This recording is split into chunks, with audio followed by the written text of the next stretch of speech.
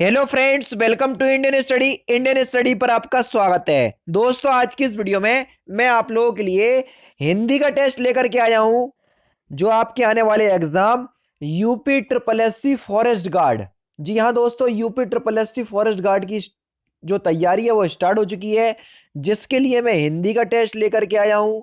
ये आपका हिंदी का test UP triple SC PT के लिए कार्यरत होगा और यूपीएसआई के लिए भी ये यूजफुल होगा। तो वीडियो को एंड तक जरूर देखिएगा, क्योंकि लास्ट में मैं आपसे क्वेश्चंस पूछूंगा और उसका आंसर आपको कमेंट बॉक्स में बताना होगा। वीडियो स्टार्ट करने से पहले मैं आपको बता दूं दोस्तों, अगर आप घर बैठे यूपी पीएससी की या यूपी ट्रिपल एससी के किसी भी एग्जाम की तैयारी करना चाहते हैं, तो अनअकैडमी आप लोगों के लिए अलग अलग बैचेस लेकर के आता रहता है। तो अगर आप यूपी ट्रिपल एससी कैटेगरी के अंतर्गत किसी भी बैच को परचेस करते हैं, तो यूपी ट्रिपल एससी कैटेगरी के अंतर्गत जितने भी बैच चलाए जा रहे होंगे, अभी फिलहाल आरओ एआरओ का बैच चलाया जा रहा है। यूपी ट्रिपल एससी का UP PSC prelim GS batch चलाया जा रहा है, जो कि 2 फरवरी से स्टार्ट भी हो चुका है, जैसा कि इसमें लिखा हुआ है। उसके बाद लेखपाल का भी बैच चलाया जा रहा है। लगभग बैच जो आपके लिए यूजफुल है वो अनअकैडमी आप लोगों के लिए चला रही है। तो अगर आप किसी भी कोर्स को परचेस करेंगे, तो यूपी ट्रिपल एससी कैटेगरी के अंतर्गत सारे बैचेस को आप एक्सेस कर पाएंगे। बैच को खरीदने का या परचेस करने का जो लिंक है वो डिस्क्रिप्शन में दिया हुआ है। परचेस करने के दौरान रेफरल कोड इंडियन स्टडी आप अप्लाई कीजिएगा, आपको इंस्टेंट 10% का डिस्काउंट भी प्राप्त हो जाएगा। तो चलिए देखते हैं पहला क्वेश्चन आपके सामने है कि हिंदी का प्रयोग उद्गम उसके उद्भव काल में सर्वप्रथम किसके लिए किया गया था। तो किसके लिए किया गया था? भारतीय क्षेत्र के लिए बिल्कुल ठीक है, भारत देश के लिए ये भी बिल्कुल ठीक है, भारतवासियों के लिए ये भी बिल्कुल ठीक है। तो भैया सभी ऑप्शंस जो हैं वो आपके बिल्कुल करेक्ट हैं। चौथा ऑप्शन आपका बिल्कुल करेक्ट हो जाएगा। संविधान के अनुच्छेद 344 के अनुसार भाषा के संबंध में निम्नलिखित में से किस आयोग का गठन करने का प्रावधान है? तो किस आयोग के गठन करने का प्रावधान है? तो आपका सही आंसर हो जाएगा राजभाषा आयोग। दूसरा ऑप्शन करेक्ट। हिंदी भाषा का जन्म हुआ कहाँ से? तो हिंदी भाषा का जन्म जो है सौर सैनी अपभ्रंश से हुआ। तीसरा ऑप्शन करेक्ट। कौन सा? तीसरा ऑप्शन करेक्ट। हिंदी शब्दकोश में छा का क्रम किस वर्ण में आता है? छा का जो क्रम है वो किस वर्ण के बाद आता है? जल्दी बताओ। तो आपका जो सही आंसर हो जाएगा वह क्या हो जाएगा? ऑप्शन नंबर ए, यानी कि इस क्वेश्चंस का पहला ऑप्शन आपका बिल्कुल क्या हो जाएगा? करेक्ट हो जाएगा। Next question. अब आप ये नहीं सोचना, छा का जो क्रम है ना वो आधा का के बाद आता है, इसलिए आप प्रायोरिटी का को देंगे। इस बात को ध्यान रखना। व्यंजन कितने होते हैं? तो व्यंजनों की संख्या कितनी है? 33। चौथा ऑप्शन करेक्ट।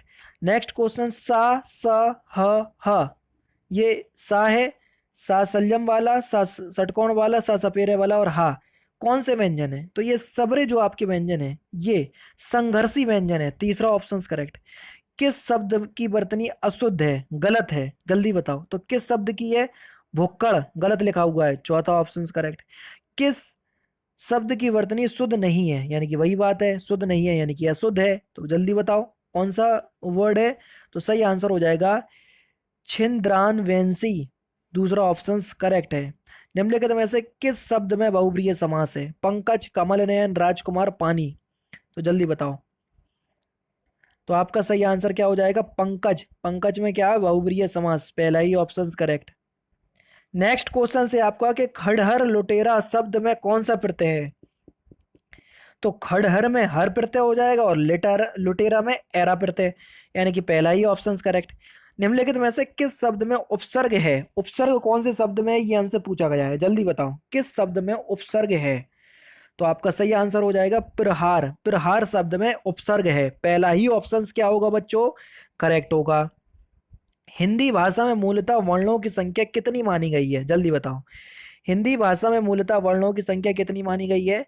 तो आपका जो सही आंसर हो जाएगा वह क्या हो जाएगा? ऑप्शन नंबर सी 52, 52, यानी कि तीसरा ऑप्शन करेक्ट। नासिक व्यंजन कौन से हैं? नासिक व्यंजन जो ना से बोला नाक से बोला जाए तो कौन सा है? देखो, या जो है वो एक प्रकार का नासिक व्यंजन है। दूसरा ऑप्शन करेक्ट। निम्नलिखित में से एक शब्द तद्भव है, तो उसी शब्द का हमको चयन करना है। तद्भव शब्द दिन, अंधकार, स्कंद, कपास। तो कपास शब्द जो है वो तद्भव शब्द है। चौथा ऑप्शन बिल्कुल करेक्ट। नारियल शब्द का तत्सम रूप बताइए, नारियल शब्द का तत्सम रूप क्या होगा, नारियल का तत्सम शब्द। तो नारियल का जो तत्सम होगा वो होगा नारिकेल, यानी कि पहला ही ऑप्शन करेक्ट। नेक्स्ट क्वेश्चन आपके सामने 54-55 में क्या दिया हुआ है, पर्यायवाची आपको बताना है। सूरज का पर्यायवाची क्या होगा, जल्दी बताओ। सूरज का पर्यायवाची, तो सूरज का पर्यायवाची क्या हो जाएगा, तरणी। तरणी जो है वो सूरज का पर्यायवाची होगा। जल्दी का पर्यायवाची, जल्दी का पर्यायवाची क्या होगा, तो जल्दी का पर्यायवाची होगा समुद्र, दूसरा ऑप्शन करेक्ट।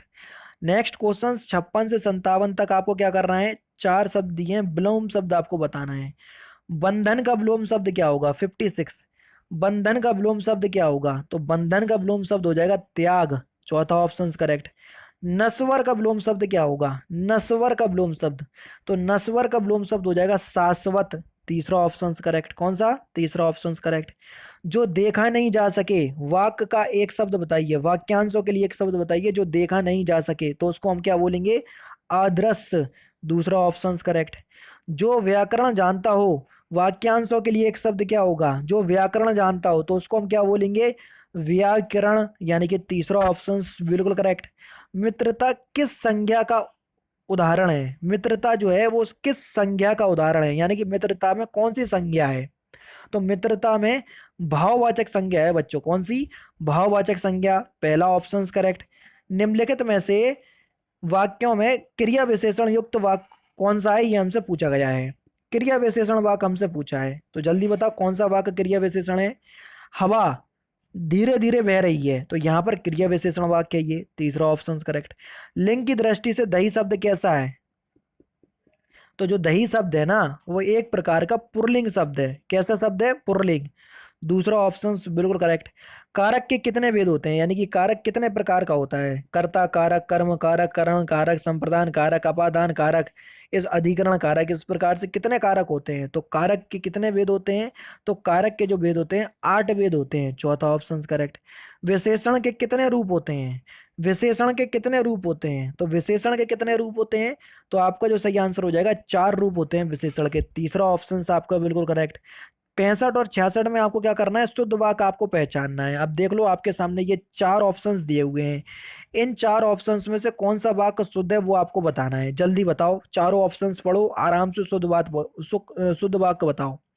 बातें करते करते हमने रात बिता दी, पहला ही ऑप्शन आपका बिल्कुल करेक्ट है, बिल्कुल शुद्ध है, बिल्कुल राइट है। नेक्स्ट क्वेश्चंस में भी आपको वही करना है, देख लीजिए चार ऑप्शंस आपके सामने, इन चार क्वेश्चंस का आंसर में आपको शुद्ध वाक्य बताना है। जल्दी बताओ कि आपका जो सही आंसर है वो क्या होगा, क्वेश्चन नंबर 66। तो सही आंसर क्या हो जाएगा, पिताजी बाजार से सब्जी लाए, तीसरा ही ऑप्शन आपका बिल्कुल करेक्ट है। आंख के अंधे नाम नयन सुख का सही अर्थ क्या है, आंख के अंधे नाम नयन सुख, जल्दी बताओ। ये एक लोकोक्ति है, इसका अर्थ क्या है, तो इस लोकोक्ति का अर्थ हो जाएगा गुणों के विद्वान नाम का होना, यानी कि सिर्फ नाम से ही गुणों का विद्वान होना, काम से नहीं, यानी कि पहला ही ऑप्शन जो है वो आपका क्या हो जाएगा, करेक्ट हो जाएगा। नेक्स्ट क्वेश्चन आपके सामने, जूते चाटना मुहावरे का सही अर्थ क्या है, जूते चाटना मुहावरे का सही अर्थ क्या है, तो इस मुहावरे का जो आपका सही अर्थ होगा वो क्या हो जाएगा, खुशामद करना, यानी कि दूसरा ऑप्शन करेक्ट, या किसी की गुलामी करना उसको बोलते हैं हम जूते चाटना। नेक्स्ट क्वेश्चन से आपका, जे ही बरबाजी राम असवारा, ते ही सारदाऊ ना बरई पारा, उपयोग पंक्ति में कौन सा अलंकार है, तो यहाँ पर आपको अतिशयोक्ति अलंकार है, कौन सा, अतिशयोक्ति अलंकार। नेक्स्ट क्वेश्चन, रहीमन पानी राखिए बिन पानी सब सून, पानी गए ना उभरे मोती मानस चून, तो यहाँ पर कौन सा छंद है, तो इस क्वेश्चन का आंसर आप लोग मुझे कमेंट बॉक्स में बताना, ठीक है, कि यहाँ पर कौन सा छंद है, और साथ ही साथ जो भी छंद हो उस छंद में कितनी मात्राएं होती हैं उसका भी आंसर आप लोग मुझे कमेंट बॉक्स में बताइएगा। चलो मैं आपको यहाँ पर ये बता दे रहा हूँ कि यहाँ पर दोहा छंद है, कौन सा छंद है, दोहा छंद। अच्छा, दोहे के पहले और तीसरे चरण और दूसरे और चौथे चरण में कितनी मात्राएं होती हैं, तो इस क्वेश्चन का आंसर आप लोग मुझे कमेंट बॉक्स में बताना, ठीक है। तो वीडियो को लाइक और शेयर जरूर कर दीजिएगा, मिलते हैं नेक्स्ट वीडियो में, बाय बाय, जय हिंद, अल्लाह हाफिज।